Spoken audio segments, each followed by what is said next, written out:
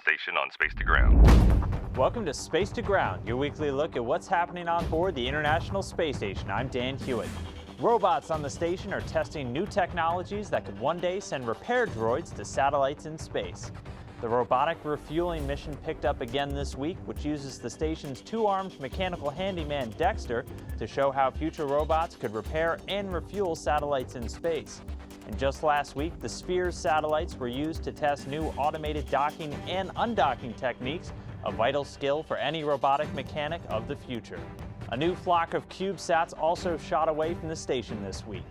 About a dozen of the small satellites were from Planet Labs, adding to their constellation of Earth-observing satellites, which monitor everything from deforestation and urbanization to natural disaster relief and farming harvests in developing nations. And two other satellites were built by Denmark to test radio technologies for tracking both aircraft and ships on the open sea. This week, we have a fun question from Connor, who wants to know what would happen if you popped a water balloon on the space station.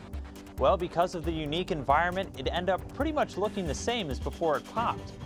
Gravity here on Earth constantly pulls down on everything, which is why water looks flat and conforms to whatever container it's in.